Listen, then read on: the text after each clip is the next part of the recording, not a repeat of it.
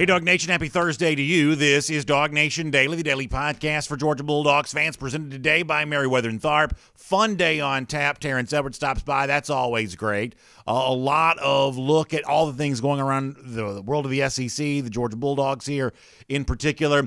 A little bit of an interesting preview of the game against Clemson on today's show there as well, because I think there's something that's obviously going to be said about Georgia that I believe is really just as true about Clemson. We'll talk about that, and we'll begin today's show with some really pretty interesting words of praise for the latest UGA commit from one of the best to ever do it at the offensive line level. So this is actually really good stuff. We'll start that way. It's good to have you with us. DawgNation Daily, the daily podcast for Georgia Bulldogs fans, presented by our good friends, Merriweather and Tharp, and it begins right now. Today's episode of DawgNation Daily is brought to you by Merriweather and Tharp, your source for Georgia divorce. Find them online at theatlantadivorceteam.com.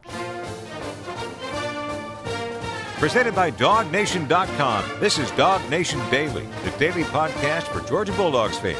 Here's your host, Brandon Adams. Georgia has added a couple of commitments this week, and they're names that are kind of those fast riser categories in the recruiting circles, which has caused Georgia fans to have to play catch-up pretty quick, finding out who three-star wide receiver Dylan Bell really is. The good news is we'll have Terrence Edwards on a little bit later on. Terrence is a great former wide receiver and a current, wide receivers coach, so he certainly is very good at breaking down the play of these young men. We'll let Terrence tell us exactly what Georgia is getting in Dylan Bell. We'll do that a little bit later on.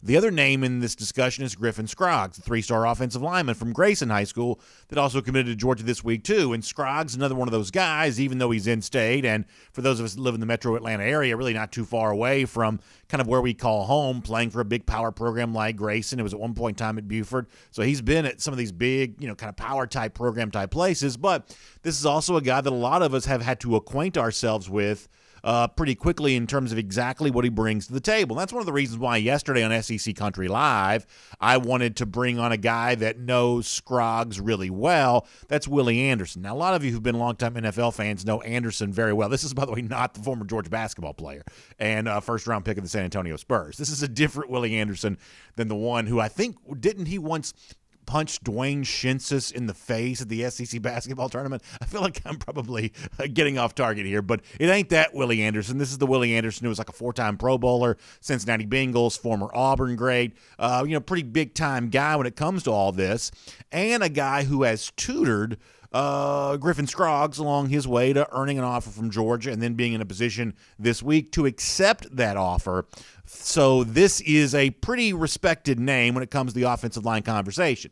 And as we talked about yesterday, when it comes to a guy who is, as a quote, fast riser, exactly what does that mean? And we showed you yesterday kind of side-by-side photograph of here's what Scroggs looked like a couple of years ago, here's what he looks like now, and you see a guy who's always been big. God gave him some height, which is kind of a nice thing to have a big frame.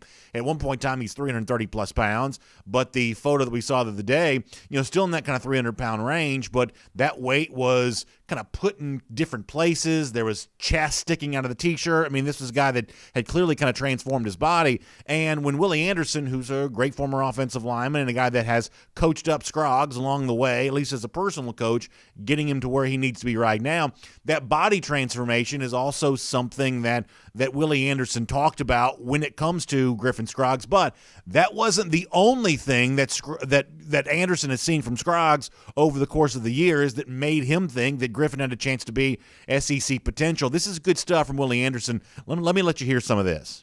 He's a kid, first of all, who loves Georgia. He also is a guy who's dedicated to changing his body. Once I told him 2 years ago that he was too big, I said, man, the line position has changed. It's about athleticism and quick, fast guys, which he was a big, quick, fast guy, but I didn't think the college coaches would look at his body.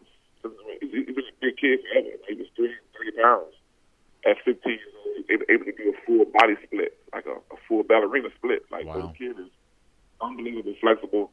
I know that's a little bit of maybe a cell phone issue in terms of the signal there, but I hope that you got everything that Anderson said there, because what he brings to the table is, as we talked about before, a guy that did transform his body. But Willie Anderson says even before that body transformation occurred, this was already a pretty interesting athlete, and that he could do a full body split. He had the flexibility that is pretty uncommon, really, for almost anybody. Certainly, I can't do a full body split. I sort of bend like a Ken doll, just kind of at my shoulders and my hips. Like, I don't really bend too well other than that. If you play golf, if you watch me play golf, you'll see more evidence of that. But apparently Griffin Scroggs had much greater flexibility than that, much greater control of his body and dexterity. Even when he was 330-plus pounds, as Willie Anderson says there, this was a guy that could already do the split. He already had some athleticism, but Anderson suggests that if he could just slim down a little bit more, change his body a little bit more, that he had the athleticism to fit in with what college football has become, a position in which, it's not just, as he described it in another portion of the interview, Shaquille O'Neal type body types just pushing people around. You got to be able to move. You got to be able to get on the run from time to time, and you want, as an offensive lineman, to be able to do that, and that's what Willie Anderson says that Griffin Scroggs is now in a better position to be able to do. The other thing that you heard there in that clip, and I think this is really valuable, he says you're getting a guy that loves Georgia. And, y'all, I've told you before, I'm just kind of stupidly sentimental sometimes, and as much as I also like it when Georgia goes out and gets the number one ranked prospect in America and goes across the country to do so, you bring in a Darnell Washington from Nevada, or a Keely Ringo from Arizona, or whichever other state that Georgia's gone into and poached the very best talent from that state. As much as I like all that kind of stuff, I mean, it does really work on me. And I do love to hear a guy like Anderson say, for a guy like Scroggs, who, going back to when he was in the 8th grade and even younger than that, growing up, just had a dream of playing for Georgia. And now, because of the work that he's been doing, he has a chance to fully realize that dream. I mean, if you don't like that, something's wrong with you, I think. And which is not to say that a love for Georgia alone is enough to fuel you as a prospect. I would never try to tell you that, because that's simply not true. But it does mean something to me that there are guys at Georgia who love being at Georgia, because I think over the course of time that contributes to a positive culture for the program. So here's a little bit more of Willie Anderson kind of talking about what he'd seen from Griffin Scroggs and the fact that the movement that's occurring for Scroggs right now, climbing up recruit rating boards, getting on the radar of Georgia. Willie Anderson says if it hadn't been for the coronavirus, he thinks a lot of this would have actually happened sooner. Once again, very interesting stuff from Willie Anderson, the 4-time Pro Bowler. Take a listen to this. I knew last summer if he had gone to a bunch of college camps, he would have killed one-on-one pass pro drills, because that's all we trained for. And I was looking forward to him last season. I thought he would blew up last year, but COVID stopped that. And Coach Luke called me about him and two other of my kids back in January. And tell those guys to be patient. We will do a full evaluation. We like him right now. We want to make sure. And when time went on, they made sure. And Griffin came to their camps, did really good in one-on-ones. And like I say, the guy was down to 295 pounds, 330. He looked good. He's a guy who finishes blocks. He's made him built for SEC football, put it like that. Made for SEC football. You like that from Willie Anderson. And the other thing is, when you hear Willie Anderson talk about the fact that Matt Luke had Scroggs on his radar a year ago, saying, hey, just be patient. We're watching you. We're seeing how this unfolds. Once we can get back together again and have, face-to-face contact, we'll give you a full evaluation. We'll find out what's really going on here.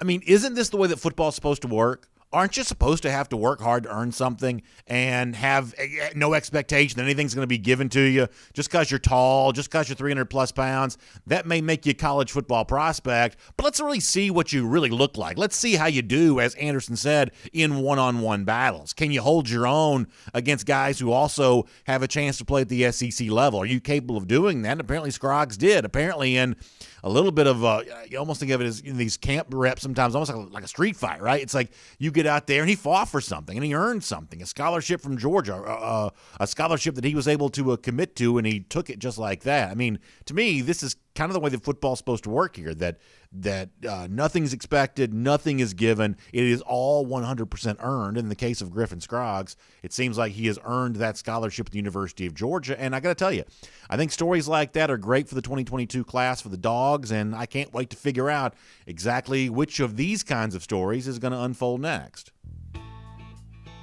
My name's Brandon Adams, and this is DawgNation Daily, the daily podcast for Georgia Bulldogs fans. We're presented today by Merriweather and Tharp, and glad to have you with us, no matter how you get to us today, live on video, 10 a.m., Facebook, YouTube, Twitter, Twitch, right there on the page at DawgNation.com. We've gotten so much great feedback from this. Really, thousands of you now go to DawgNation.com and watch the show right at the top of the page, above the fold, as I like to think of it. And that's kind of a cool thing to be able to do. Really, though, however you get to the show, whether it be on the video side, the podcast side, Facebook, YouTube, Twitter, Twitch, Radio Noon, Athens Sports Radio 960 The Ref, really whatever.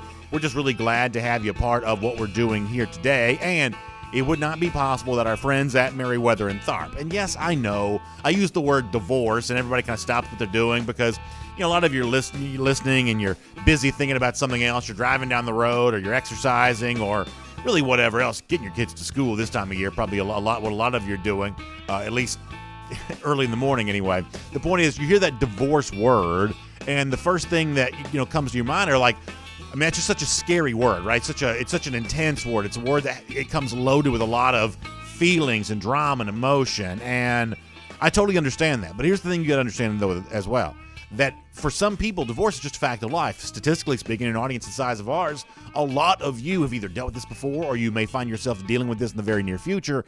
And the only thing I can really do right now by way of supporting you is just telling you that if you'll have somebody strong on your side, if you'll have an advocate who understands the law and understands the way in which the intricacies of the law, easy for me to say, intricacies of the law impact you and your personal situation, you'll be set up for success. A more enjoyable season next than the one you may be currently in right now. And that's why my friends at Merriweather and Tharp are so important to know.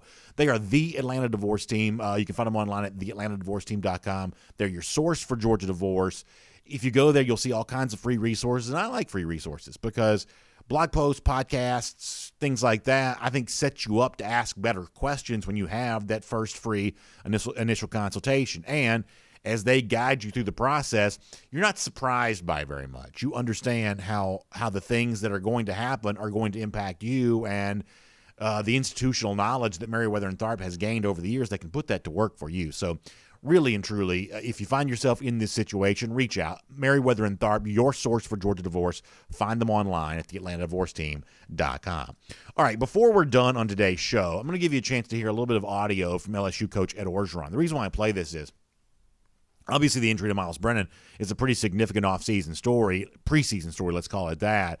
But the real honest way in which Orgeron talks about all this, I think, is really interesting. I think this is relevant for Georgia fans. So we'll do that with Ed Orgeron for a couple of minutes near the end of the show. Also, Terrence Edwards stops by today there as well.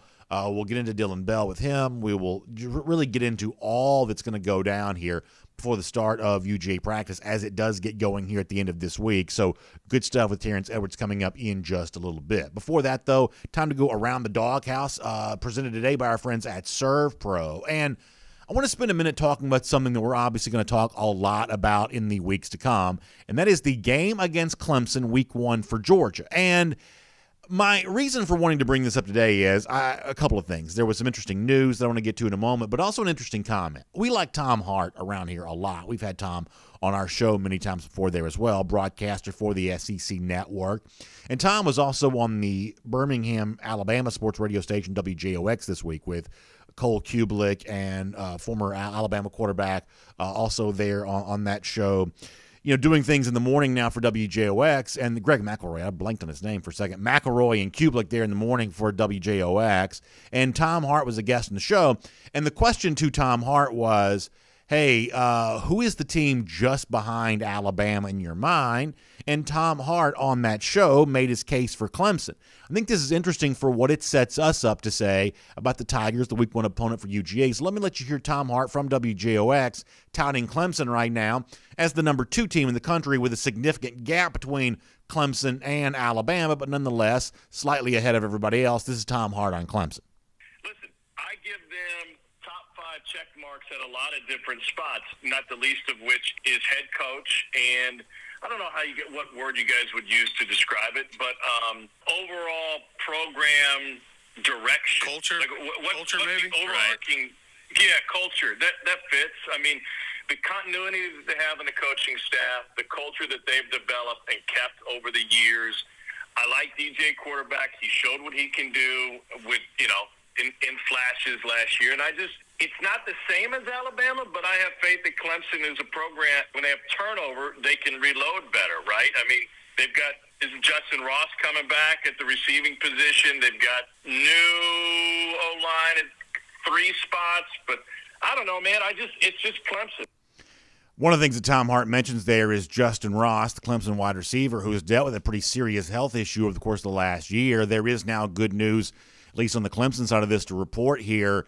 It certainly seems like Ross is on his way to getting a full clearance. Larry Williams, from the Clemson Insider, one that's been reporting on this, saying that on Twitter here over the course of the last 24 hours that good news is being heard on the Justin Ross front. And as Williams also said in a later tweet, that it was legitimately up in the air there for a while whether or not Ross be fully cleared and able to play here this upcoming year.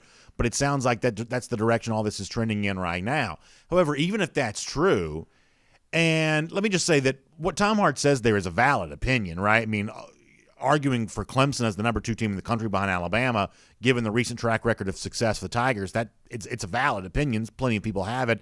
That seems to be what Tom Hart thinks. However, there are elements of what Hart says there I disagree with. And I don't disagree with it from the standpoint of my favorite team is Georgia, and Georgia about to go in there and stomp Clemson, and Georgia about to prove everybody wrong who has touted for Clemson. This isn't trash talk here because I can't be certain of who's going to win the game between Georgia and Clemson week 1, and I certainly can't be certain that it's going to be Georgia. But the one thing that I do truly believe, the last time we saw Clemson play against Ohio State in the college football playoff, they got waxed. They got beat up and down. Tom Hart mentions the issues with the Clemson offensive line. That's a big question mark ahead of the Tigers for the upcoming season. And frankly, I'm kind of happy for Justin Ross that he's healthy and able to play. But do I think that the Justin Ross we see week 1 for Clemson against Georgia is the same one we saw in the 2018 national championship game? If I had to guess, my guess is no, that might not quite be totally true as of yet. If he's eventually that player, he may have to work his way back towards being that player over the course of the season. And absent Ross, there's a lot of talented, receivers in that Tigers program, Joe Nagata and others, but they really haven't played a lot of football. There's not a lot of returning production coming back in that Clemson wide receiver core, to say nothing of the fact that Travis Etienne is gone and Trevor Lawrence is gone. I mean, there is a lot of big replacements that have to take place for Clemson. Still great on defense, you would assume, but this is not a team absent of questions. So you may be wondering, well, BA, what's the point you're trying to get to here? It's not to guarantee a Georgia victory in the game. It's just to simply remind you that on a show like ours, we're going to obsess over every little issue related to Georgia. How well the Dogs set up offensive line and new look secondary and everything like that. But the fixation that we have on Georgia's issues, after all, this is a UGA-themed show, the fixation we have with Georgia's issues should not obscure the fact that on the other side of the field, on the other side of the ball, in that game in Charlotte on September 4th, Clemson has its own series of issues there as well. I mean, if you want to take the Ohio States and the Georgias and the Clemsons and the Oklahomas and kind of put them in a pot and, give people a chance to weigh in and give their feelings, different people are going to take different, picks in terms of who is the biggest threat to Alabama right now. As I said before, if you pick Clemson, it's a valid answer. I can understand why you would.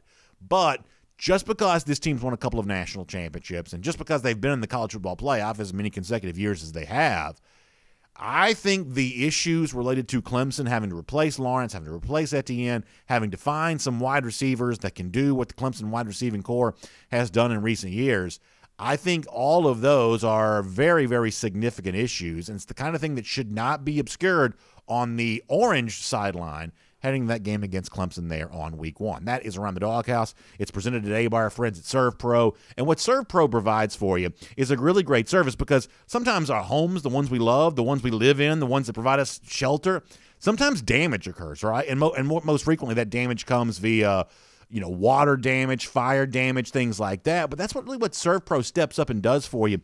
They're able to kind of repair that damage and really make your home like new, like literally like it never happened before. That's what the restorations experts at ServPro are able to do for you. They're going to be there for you every step of the way on all of that. You can call them. They'll immediately get to work on just getting your home back the way that it's supposed to be. ServPro franchises are also all independently owned and operated, so it's great to do business with family-owned companies like that. That's what ServPro is known for. Your restoration specialist, getting your home back to new like it never happened when you face damage that comes from water and fire and things like that. So here's the website to go to. It's servpro.com. If you're listening radio podcast, I'll describe it to you. That's S-E-R-V, servpro.com. And let the restoration specialists of ServPro get your home back into perfect condition, literally like the damage that you may have experienced like it never happened. Great to have them as a part of Around the Doghouse. Great to have all of you with us here on the program program today there as well. There is a lot to do before we are done, including big news around the SEC. But for now, everything happening around UGA as the Dogs get ready to start practice here this week. Let's talk to a great former Dog himself, the wide receiver, Terrence Edwards. Good to have all of you with us in the program, too.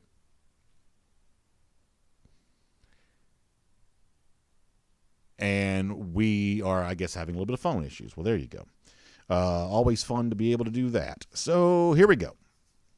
It is one thing right after another.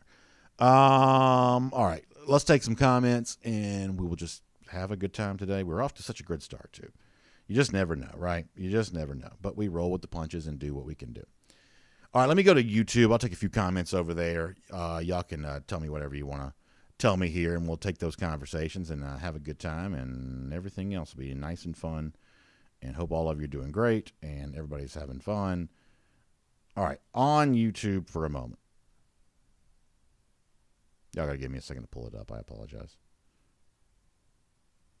All right, over here on YouTube. Jordan Bowman says he's a Clemson fan. He says, well, I'm sleeping on the Clemson wide receiver room. He says he's going to get you beat. Those that follow the program closely know what kind of guys we've got in that room. And Jordan, please understand what I'm saying here. And for those of you who are, Facebook, whatever else, Jordan is a Clemson fan. And in this case, a fan's perspective, I think, matters to me. Just understand something. It's not my prediction that these guys won't be good. I mean, Clemson's obviously recruited very well at that spot. It's just to point out that the Clemson receiver room, as we currently understand it, is kind of a question mark, much the same way the Georgia one is. And we've said this before during the summer, that the one difference is Clemson has a better track record of producing with its receivers, and I don't deny that. I won't pretend that's not true. But given some of what's gone on here, and given some of the departures, and even if Ross comes back, which it sounds like he's going to, is he Clemson's leading receiver in the game against Georgia? I'm left to wonder if that's a possibility for someone who's dealt with as many health concerns as he has. And listen, I'm happy that he's coming back and playing because I like to see good football players get a chance to play football.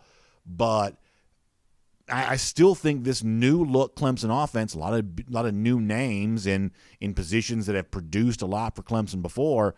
I still think they need to be asked to prove it. The same way that Georgia's in that game is going to be asked to prove it. But they still need to. I don't think it's wrong to favor Clemson in the game. Clemson in most betting houses is about a 3.5 or 4-point favorite. I don't think giving a little bit of an edge to Clemson is unfair, given the fact that Clemson just has a more established track record than Georgia. They've won championships. They've been in the playoff multiple times, even if it came, on the basis of an ACC schedule. They've still been there. So I don't mind favoring Clemson in the game. Just the one thing that I just think it's important for us to note, especially for most of the people who watch this show who are Georgia fans, is that Clemson's got its issues there as well. Clemson's got its things that it's also dealing with there too. All right, let's see what else. Foster Moss says, does practice start today? I believe that it does. And by tomorrow, we will have heard from some Georgia players about how the start of practice is going. Media is going to be, kind of blacked out on practice, at least for right now. But I do believe it starts today. And then by tomorrow, we'll get a chance to hear from some Georgia players.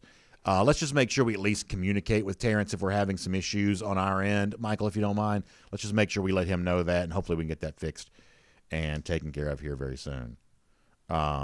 Brady Pest Management says it actually begins tomorrow. Yeah, I mean, that may be right. I knew it was either today or tomorrow.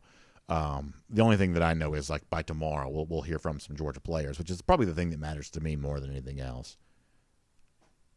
G. Grace Bama Boy says Ross, EJ, and Frank Ladson will be a problem, as well as Burton, Kyrus, and Eric. However, advantage Clemson wide receiver, advantage UGA at running back. And that may be a fair statement. It may prove that way before it's all said and done.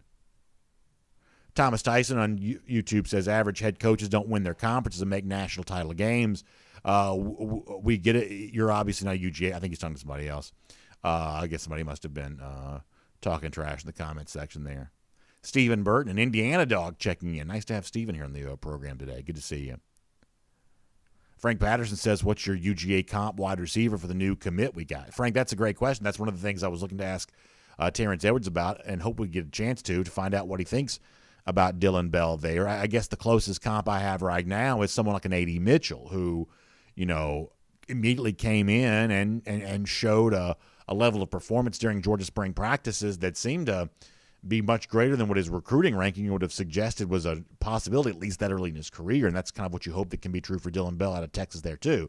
But ultimately, it's a guy like Terrence Edwards' opinion that really matters on that, and I was looking forward to finding out from Terrence what he thought. Let's see what else is going on here. Paul Moon says, we've beaten Notre Dame twice, Oklahoma, all the SEC East teams, underrated Cincinnati team, a good Baylor team. If we didn't go through the Bama, we'd have a bunch more playoff spots. So Paul talking about some of the things that Georgia has proven. And they have, I would say, proven a good bit. I mean, I've definitely been of the belief that Kirby Smart on some of these lists of where coaches, who's ranked as the top coach, whatever else, because of the head-to-head wins that Kirby has gotten that he doesn't seem to get credit for. I mean, I think you can definitely make a case that, that someone like I just think that you make a case that he's rated too low on lists like that. All right. Thomas Dyson says he's getting surgery on the first day of fall camp. Thomas, I hope that you come through that nice and well. I'm sure you probably will, but I hope so nonetheless. Let me go over to Facebook for a moment. Hope folks are doing well over there and everybody having a good time. On Facebook, and by the way, if you're just joining us, we're about due for a phone issue, and we've got one of those today. So we're going to see if we can get Terrence Edwards squared away here in a moment.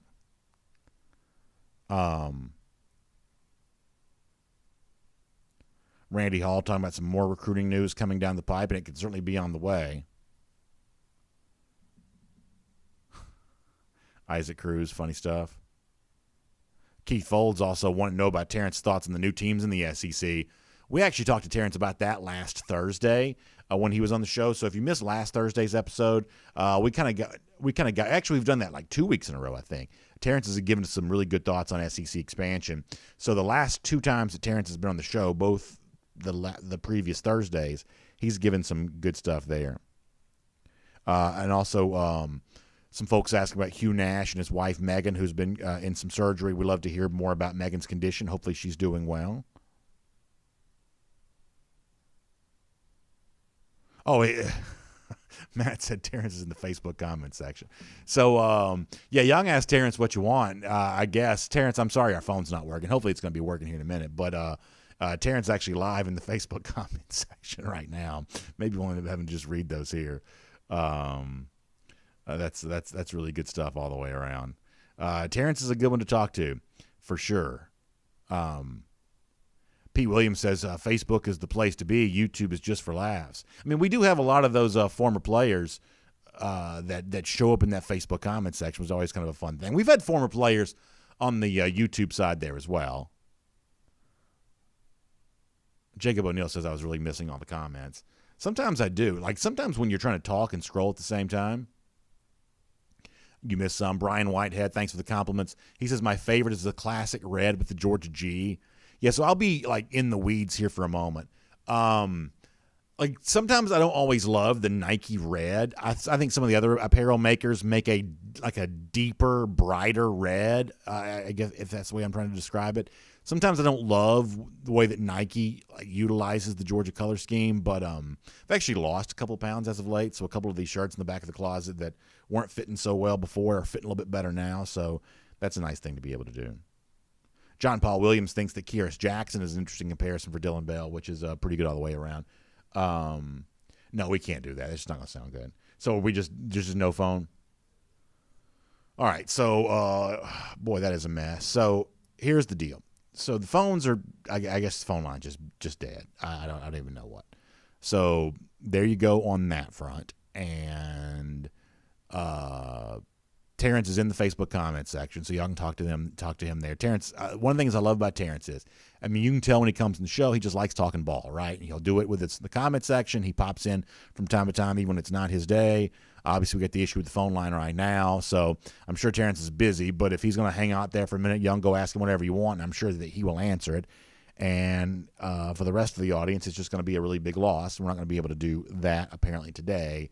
What a mess. All right, let's just do this. Let's get ready to bounce on, move on with the rest of the show. It's always good to have all of you with us. Good, bad, everything else in between. Always a good thing to be able to do. So thank you for being here on DawgNation Daily, presented by Merriweather and Tharp. We got some fun stuff we're going to do the rest of the way, and we'll get ready to do that right now. Good to have all of you with us. Let's take a look around the rest of the league. This is SEC Through. So we'll move on to our SEC Through here. I do want to give a quick shout-out to my friends at Classic City Lager. I am so happy to have Classic City Lager from Creature Comforts Brewing Company back here on our program once again, because I just love it. I love it because I like simple things. I like good cold beer, and that's what Classic City Lager is, a lager-style beer, which means, lighter beer, but that doesn't mean you have to sacrifice any of the flavor. Still a very crisp flavor when it comes to Classic City Lager. It's just an easy drinking beer. It goes great this time of year as you start thinking about tailgates and things like that. It's available in 6 and 12-pack cans. Really, wherever you do your shopping, you're going to see Classic City Lager from Creature Comforts Brewing Company. It's a taste of Athens, but you don't have to be in Athens to get it, although I do love being in Athens. We toured the brewery the other day, went to the snow tire facility, had a little happy hour. What a great time that was. They're just such a big part of the Athens community, the Athens scene, supporting the arts community there, and just really being a good neighbor, a good business neighbor to the community at large there in Athens. That's what Classic City Lager is. It is good, cold beer. So make sure you check out some Classic City Lager wherever you do your shopping. It is available in 6 and 12-pack cans. Make sure you check that out today. All right, SEC Through time. A couple things to get to here for a moment.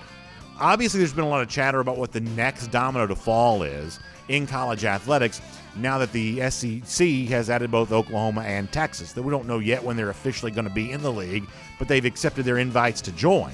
And obviously, one of the curiosities is, what is the response to the other leagues about this? Well, there's been some Pac-12 chatter about this. They've got a new commissioner. He kind of comes from the business world, casino exec in Las Vegas, and they've been meeting, they've been talking. The subject of expansion has come up, and obviously eyes are on the SEC. Let me show you a quote from the president of Washington State University, and this is Kirk Schultz, who's his name.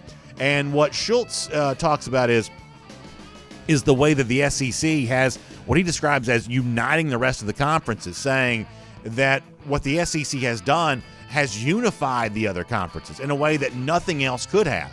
In terms of working together, a lot of people now are very concerned about the predatory nature of the SEC. Listen to that.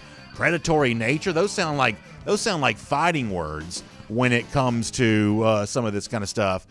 Predatory nature, wanting to fight back against that, and I guess trying to band together. It is not obvious right now what the other leagues are going to be able to do, because there's just not a lot of expansion opportunities available. Like the one team you still hear about potentially moving around might be Kansas, because they get the basketball team, and they see a Big 12 on the brink of dissolution. But as we've said before, it's not going to be ACC teams. They're locked up in a grant of rights agreement until deep into the 2030s, or at least the mid part of the 2030s. The Big Ten doesn't have a lot of motivation to make its changes one way or another. There aren't very many teams they could add that would raise their revenue pie. Notre Dame's not available because Notre Dame, contractually speaking, is at least still tied in with the ACC for quite some time there too. They can join the ACC or they can not, but if they don't join the ACC, they can't join any other league for quite some time to come, and so that kind of puts them out of there. Plus, as we've talked about on the show already this week, the Big Ten's making money hand over fist anyway. They have a lot of the Big Ten schools have large alumni bases. There are many hundreds of thousands more Big Ten current undergraduate students than the SEC has if you add all the SEC folks together. So that creates a alumni base that generates big time TV revenue. The Big Ten TV contract is actually really pretty good. So they don't have a huge, motivation to change their current makeup either. The two leagues you're looking at right now are the Big 12, the Pac-12. You're looking at the Big 12 just in the curiosity of, is this league going to be able to survive? And you're looking at the Pac-12 because its grant of rights agreement will be up for negotiation sooner rather than later. So if there's any expansion to be done, then it seems like it would come from the Pac-12 because they're the conference that has a chance to benefit from that sooner rather than later. By the way, that quote coming from the San Jose Mercury News. John Wilner is probably the best guy covering the Pac-12. The best stuff on the Pac-12 seems to come out of Wilner, who writes in the San Jose Mercury News with good stuff there. There was also a very interesting comment recently from Alabama Athletic Director Greg Byrne, interviewed by Cecil Hurt, longtime columnist for the Tuscaloosa News. There had been some chatter because of the fact that we do have coronavirus cases on the rise in certain places, that this puts the full capacity stadiums in the SEC this fall, something that the entirety of the league has said they are planning on doing, that possibly puts that in jeopardy. And what Byrne was asked by Hurt was, hey, can you basically guarantee that we will have full capacity stadiums at Bryant-Denny? Are you moving ahead with that situation no matter what? And Byrne gave kind of, I don't want to say it's a non-answer, but certainly he didn't say committed one way or the other. Let me show you the quote from Alabama Athletic Director Greg Byrne on this, once again coming via the Tuscaloosa News and the columnist Cecil Hurt. Byrne says, we have not had any serious discussions about reducing capacity, and we'd like to keep it that way. I know our team and our fans are looking forward to a full stadium again, so we're asking people to do their part. I hate to bring this up because, obviously I don't like to be a buzzkill, and no one is looking forward to a full return to normal college football more than I am, but, this is one of those honesty compels you to admit type deals where this is out there, that is going on, and you just got to be paying attention to it. It is one of those things that athletic directors are going to be asked about more, and we are going to have to monitor this situation. I am so ready not to monitor this situation anymore, but for now, monitoring this situation is something we're going to still have to do. Let me mention this. ESPN has recently named Oxford, Mississippi, the #1 college town in America. I've never been to Oxford. The people who have say it actually is kind of a pretty cool place. Good restaurants, there's the tradition around William Faulkner's grave and a lot of the stuff that goes on there. Obviously, the Grove for tailgating. The tweet from ESPN says, unbelievable game day atmosphere. I think that's probably true. Most Athenians would tell you they believe that Athens, Georgia, is the #1 college town in America. But nonetheless, there are, I think, some similarities between Oxford and Athens that are probably worth considering here for a moment, because they do have that kind of quaint town feel to them. It's more than just a place with a college. It's kind of a town itself that has kind of its own identity. And I think that sometimes those things can kind of work against you a little bbit. I've always felt like the Athens that I grew up going to almost reminded me a little bit like the friendly confines of Wrigley Field. And for a long time, the Cubs have now finally broken through and won a World Series a couple of years ago. But for a long time, the Cubs were kind of the lovable losers. And the big-time fans of the Cubs, huge fan base, one of the more popular teams in Major League Baseball. But it's almost like a lot of Cubs fans were kind of okay, seemingly, with that lovable loser status because the games were so much fun to attend. And there's the bleacher seats and the Harry Carey and all the things, the quaintness of Wrigley Field that made losing more tolerable. And I think sometimes you got to be really careful about that when it comes to a great college town as well. I think one of the cool things about the University of Georgia, about the football team on the field, is they've actually kind of eclipsed the game day atmosphere. Almost anybody will tell you that Athens is a great place to go to. And, boy, you haven't lived until you've seen college football Saturday in Athens. That's all really true. But you don't want the confines to be so comfortable that all of a sudden people just find losing, or at least not winning championships. Let's not say losing necessarily, but just not winning championships, that people don't quite find that tolerable. They find that maybe too tolerable. You don't want that to be the case. And I think that Georgia has eclipsed that, which I think is a really good thing. Oxford, on the other hand, Ole Miss, it's almost like when you think Ole Miss football, you think, the Grove tailgating, you think downtown Oxford and Square Books and, City Grocery and all the sort of famous landmarks within that downtown square. You almost think about that kind of stuff, and then finally you get to whatever Ole Miss has done on the football field. You also probably get to like NCAA sanctions, pretty high on that list there as well. And part of that's due to the fact that Ole Miss is a smaller school, fewer resources. They spend much less money on football than the very best teams in the SEC do. But some of this is Ole Miss just kind of being happy to enjoy the party. And you win, you lose, whatever else, but at least everybody has fun on the Grove. And so it's good to be the #1 college town in America, or at least be among the best college towns in America. And it's certainly great to have great tailgating. I love great tailgating as much as anybody. But sometimes those great environments around a stadium can kind of take the spotlight off where it needs to be. A football team trying to do everything it can to get better. That's at least worth considering, and we'll make that your SEC through. And here on DawgNation Daily, presented by Merriweather and Tharp, I also want to continue the discussion about something we addressed yesterday, the injury to Miles Brennan, the LSU quarterback. And, this is actually being described as a little bit of a freak injury, I guess, fishing type accident, something like that has led to a broken arm for Brennan, which is going to require surgery. And Ed Orgeron, the LSU coach, made an appearance on the ESPN radio affiliate in Baton Rouge. There's a morning show there with T-Bob Hebert and Jacob Hester, two former LSU players, and Orgeron makes an appearance there each and every week. It's pretty revealing interview, typically speaking. And in the case of the Brennan thing, I wanted to play some of this audio because I want you to hear how just straightforward Orgeron is in talking about these kinds of issues. Really does not shy away from any question, any topic, acknowledging, first of all, the sadness of the Brennan injury and giving us a little bit of a description about exactly how Brennan and his family have responded to that injury. Here is Ed Orgeron from Baton Rouge Sports Radio. Yeah, very unfortunate. Miles was competing, was fighting to be the starting quarterback at LSU, fought back, had a great spring, had a great summer, had an unfortunate accident. He's getting operated this morning. Our prayers are with Miles and his family. It was tough. His dad and his mom took it hard. I'm sure Miles took it hard. I didn't get to talk to him yet. I called him yesterday, but I'm sure he was very upset. Yeah. But we're going to follow him all the way through this. The first thing that Miles' family is such a competitor, the first thing they want to know is eligibility left. When's the timeline for him to come back? When can he compete to come back and finish his career at LSU? And you got to appreciate that. So good stuff there from Ed Orgeron. Also very open in his acknowledgement that if there was any doubt who the LSU quarterback was going to be before, there is none now. That Max Johnson, who many of you know from Oconee County, state of Georgia prospect at LSU, this is now unquestionably his job. Orgeron making that very clear in a radio interview this week. Well, obviously Max is going to be our starter. He's got to have a great camp. The depth chart is as it stands. He knows he's got to perform, but I believe in Max, just like I believe in Miles. And I think we got us a great quarterback, a great championship quarterback. Garrett's going to have to step up. Garrett's a very talented young man. I'm glad we got him. And, he just got to learn the offense, step up, and be able to take care of the football. He had some unfortunate picks in the spring, but I know he's going to get better with experience.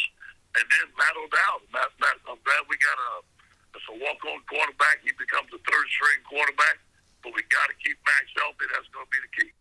So I think it's interesting there at the end of that clip, Orgeron says you got to keep Johnson healthy. That's going to be the key. And in fact, it led to a discussion, or it was actually preceded by a discussion by the two former LSU players, Hester and T-Bob Hebert, about does this mean you have to kind of run a different offense around Max Johnson than you otherwise might want to, prohibiting him from using athleticism, from running around too much, because running around too much leaves you open to taking a big hit, and there's now very little quarterback depth behind Johnson on that LSU roster. Garrett Nussmeier is a pretty impressive prospect, and he may eventually be the best quarterback on this LSU roster, but not right now.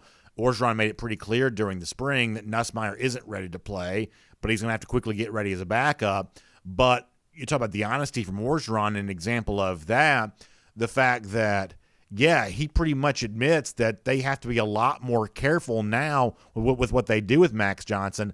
I don't think you'd hear many coaches be as candid about that subject as Orgeron was here. One more time, take a listen. It reminds me of 18 again, when we had Joe Burrow and Miles Brennan. And we only had two quarterbacks on scholarship, and we did very well. There's some things that Max does very well. Extend plays with his feet. We're going to let him do those things. There are some things that we can do, some things that we can't do. We're going to see, but we have to be careful on how we use them, no question. So I think that's really interesting. Very, very honest, very, very candid remarks from Ed Orgeron. But the fact that, yes, we do have to be careful with how we use Max Johnson. A lot of coaches would kind of sidestep that question. It's one of the things about Orgeron that I think is interesting is the fact that in a lot of cases he takes things like that head on. And right now LSU kind of finds itself in that spot that no program wants to be this time of year, talking about a pretty big injury. I thought Johnson would have been the starting quarterback anyway, but clearly this greatly depletes the LSU quarterback depth. LSU now having to figure out how it moves on from that. There'll be other SEC teams who deal with a similar situation, and Georgia fans just hope that after a spring season that saw George Pickens get hurt and injury questions around other players there as well, that it's Georgia who avoids that kind of talk this time of year as they get going during practice. So as we wrap up here today on DawgNation Daily, presented by Meriwether and Tharp, we love to do our Gatorhater roll call. We love to do our Golden Shoe Award. We like to sort of brag on Gatorhater credentials.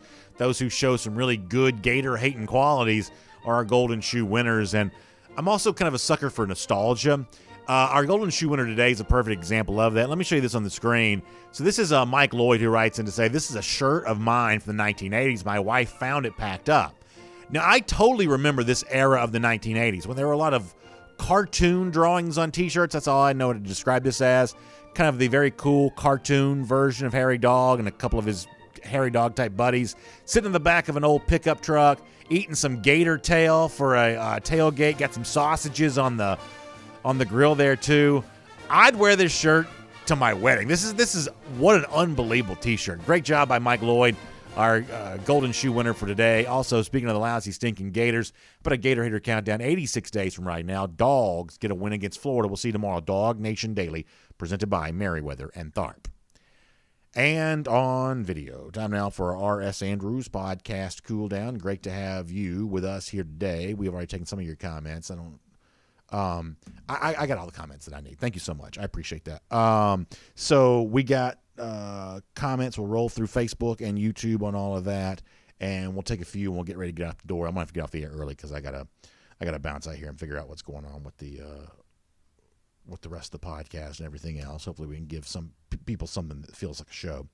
So we'll figure out all of that out and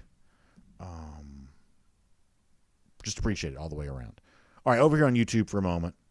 Mark Morris listening live for a change. Mark, great to have you as a part of the program today. Hope you're enjoying that. Mark he lives a great part of Florida. He says he'll kind of kick back, relax in the afternoon, and check out the show. He's told me that before, so happy to have him live here right now.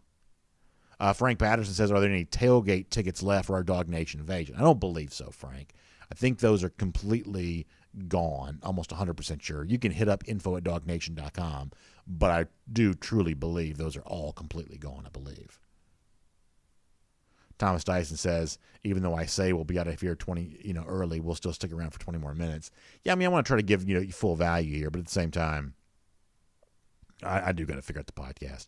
When there's a glitch on video, it makes the podcast a mess because you can't take live comments on the podcast. So it's like I can still deliver some content to all of you because I'm able to talk to you, but you can't interact with the podcast audience because it's all on demand. So that's always a thing there.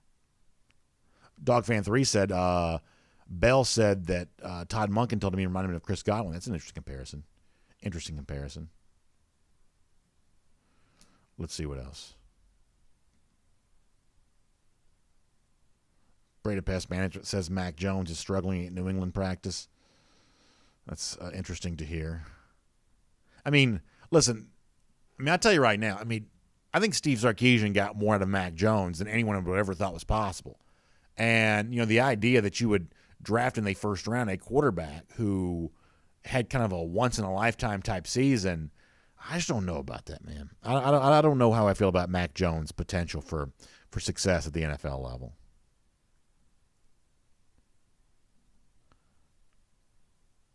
Let's see what else. Some of y'all are getting into stuff I ain't going to talk about. Some of y'all are getting into stuff I'm not going to talk about. We'll see about that. DogFan3 asked about Nakobe Dean. Yeah, my understanding about Nakobe Dean is he's fully healthy, ready to go. Photo we showed yesterday from him at Glenn Schumann's house made him look really good. I think the shoulder injury is now behind him. I don't think I don't think there's too much concern related to that. All right, let's see what else. Over here on Facebook for a moment. B. Hud Sr. checking in, says late start. Either way, B. Glad to have you here. Nick Roundtree says some finished long drink helps me understand what Coach O's probably trying to say. That may be true.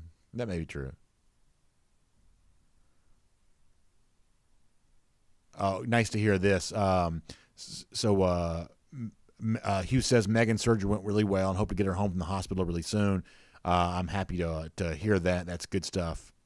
Good stuff all the way around. Sincerely, we are very, very happy to hear that. John Benton says home is where you make it. I'm not sure what that's a relationship to, but wise words nonetheless.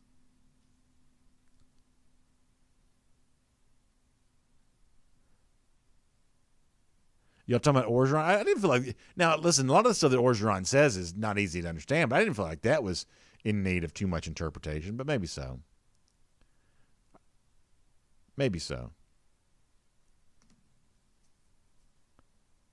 Yeah, Jerry Popham says the same thing. A lot of y'all saying that you couldn't really understand Orgeron. Maybe I just speak at O. Maybe I just speak Coach O. I actually kind of like Coach O a little bit. Matt Rukavina says even him being born in Shreveport, he says he says he does understand that. There you go. Philip Jordan Wells said you get specialized guests in the Facebook comment section. Yeah, you do. That's pretty good stuff. Bill Kelly says any fishing injury short of a shark attack is minor. I thought I did hear this was fishing. Let me see if I can check do some real-time fact checking on myself on this. Maybe I misspoke. But hold on one second.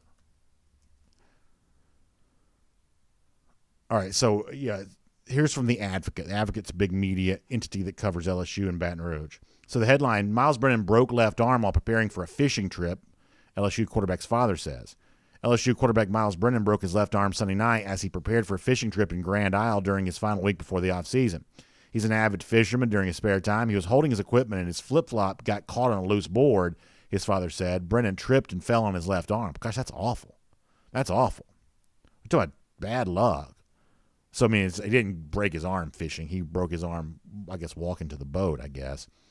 I've also had issues like that with my flip-flop before as well. Like, you're on a bank, you kind of go fishing in like one of those streams, something like that. You're standing on a bank, and you kind of uneven plane like that. Sometimes those flip-flops don't do too well in that situation. Probably best to wear closed-toed shoes maybe in a situation like that. So awful luck.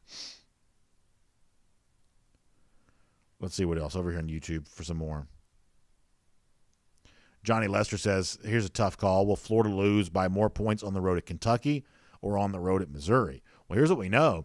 Both those teams in recent years have beaten up on Florida pretty good in the swamp. So it's certainly a possibility they could lose those games because they've lost both those games at home in recent years. Light Dog 1968 says proper footwear is key. Yeah, a couple years ago, I was on a little creek bank up in way up North Georgia, up in the mountains at a place that we like to go to. And, I mean, I just ripped my flip-flop apart, right? And a lot of times in the summer, I don't, wear flip-flops a ton, but sometimes in the summer when I'm kind of doing something fun like that, I'll wear flip-flops. And, I mean, I just took a step on kind of one of those inclined banks, and I just tore that thing to pieces for sure.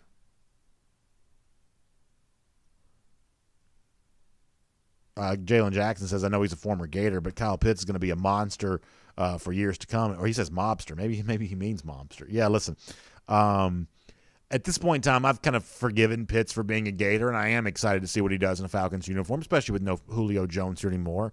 They're going to ask Kyle Pitts to do a lot, and I think he could be up to the task for sure. Rodney Hewitt says you got to abandon ship when you start to lose a flip-flop if you want to avoid catastrophe. That's probably true. Paul Moon on the subject of Tua Tagovailoa. Yeah, I'm really not quite so sure what to expect from Tagovailoa. I said before that I thought that Tagovailoa, some people wanted to treat him like an all-time great quarterback prospect. I've never seen that from Tagovailoa. To me, he was a very good college quarterback that was greatly aided by the fact that he had as deep a crop of receivers I've ever seen. The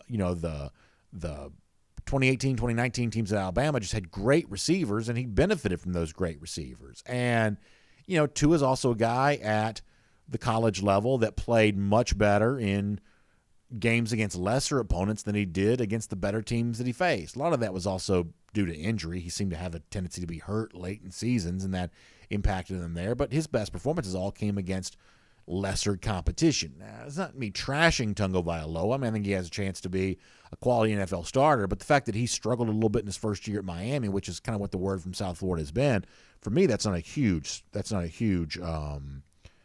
surprise. John Hendricks asked a question, can Eric Gilbert be the next Kyle Pitts while playing wide receiver? So I think that Gilbert is a tremendous prospect, and I've always felt that way. I mean, I do have to admit that I think some of what Gilbert can do for Georgia is obscured if he never plays tight end. And I know he wants to be wide receiver. Georgia recruited him with the idea that he could come here and be a wide receiver, and you understand why guys do want to be wide receivers. At the NFL level, wide receivers just make more than tight ends. Even though tight end's a very important position, receivers get paid more, and so it's easy to understand why guys want to play wide receiver if they can. But I think that you're touching on something that I think is pretty important. That if you've got this elite athleticism and you could be a tight end, then you're exploiting matchups as a tight end. They're a little bit more difficult to exploit if you're playing wide receiver. In other words, what I have said is that if Eric Gilbert is a full-time wide receiver for Georgia and a guy like Darnell Washington is a full-time tight end using his athleticism in that position, my outlook for this season is that Washington will have more receiving yards than Gilbert will. Now, that's not something I ever thought I would say because I thought coming out of high school that Gilbert was probably the better overall prospect. But the transition full-time to wide receiver, if that is indeed going to happen, I think that is something I need to see to fully understand how it's going to play out. The fact is, Washington is a guy that over the course of his first year at Georgia really developed more quickly than I thought he would. Groon D says Tua also stabbed the Dogs in the heart on 226. So Groon never misses an opportunity to jump in there and troll. And obviously Tua makes a big throw there in that moment. You can't deny that. Let's see what else.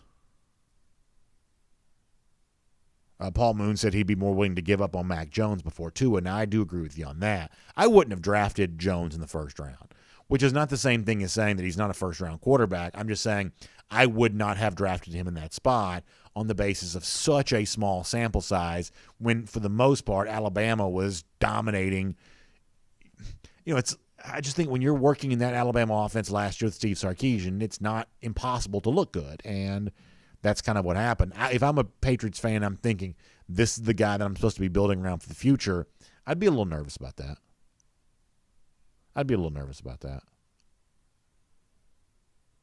Jim McLaughlin says still having nightmares about second 26. Yeah, I mean, it's one of those things that, I hate it, right? And I do. It's almost like the sack before the second 26 play actually hurts Georgia because it made the field longer. You gave Alabama and those really good receivers more room to operate. I don't even want to relitigate this because it's just been done so much. But like the sack that Georgia got on the first down play that set up second 26 just created an opportunity for Alabama that would not have existed had they played from the 25 in. It's hard for those receivers, as great as they are, they can't get behind you on that short of a field. That Georgia defense that year was actually better on short fields because the strength was in the front seven. The strength was certainly at the linebacking spot. And the shorter the field was, the more room to operate those guys like Roquan Smith had. G. Grace Bama Boy says what he's saying, what I said about Tua, he would have said about Joe Burrow. Yeah, I mean, I didn't think Joe Burrow was an all-world player either. And obviously at college he was clearly an all-world player. I'm saying I didn't think he was a generational prospect as a quarterback draft pick. Now, I may end up being wrong about that. Certainly it seems like prior to the injury, a lot of folks really liked him. But, I mean, I wouldn't have bet on Joe Burrow being, a game-changing type quarterback, I guess, myself either. So I don't mind that. Shadow says, what do you think the origin of the Georgia sports curse is? Boy, I know sometimes it feels like there is one, doesn't it? Frank Patterson says, that's his birthday wish. So, Frank, I'm not going to say that today just so I can make it special when it is your birthday, although it is certainly facts that you are speaking of there. All right, let me do one or two more. We're going to go. Brian Lindsay on the subject of Tyler Simmons being on sides. Always an important fact to bring up. Mike Mazzell says he believes that Georgia goes undefeated this year. Boy, I'd love to be able to see it. Let's see what else. Tennille Calvino says, just FYI, I won't be back until Monday. I have to go off grid for a few days. I'm not in Facebook jail. I'm glad to know, Tennille, because if I didn't see you, that's probably what my first assumption would be. It seems like about half of y'all stay in Facebook jail for something every now and then. So, yeah, there you go. Epic Robinson, always funny in our comment section.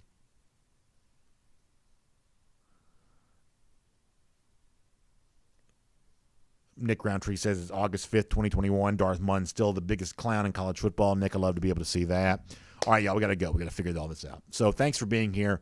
R.S. Andrews Cool Down. Y'all check out R.S. Andrews online for your air conditioning, heating, plumbing, electric needs. They'll show up on time, and they'll do the work that's promised for the price that's promised.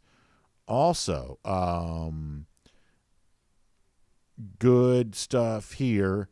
And make sure you check out the AJC online, Atlanta Journal-Constitution, Atlanta Journal-Constitution, AJC.com.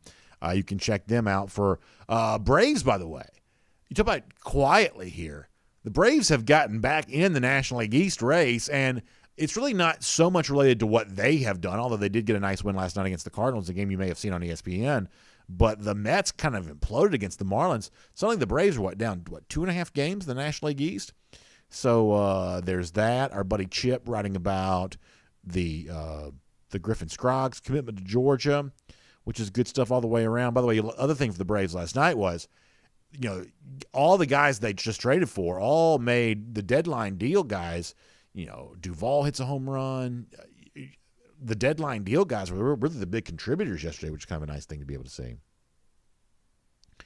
And just all kinds of stuff tomorrow there as well. AJC.com, Atlanta Journal-Constitution, a recap on all the Olympic stuff. A lot going on there, so make sure you check that out. Plus the crazy situation coming out of Piedmont Park, that continues to unfold there too. You can follow that situation also, AJC.com, for all of your news around the city of Atlanta. Y'all have a great day. I'll see you back here tomorrow, 10 a.m. for DawgNation Daily, presented by Merriweather and Tharp. We will look forward to speaking to you then.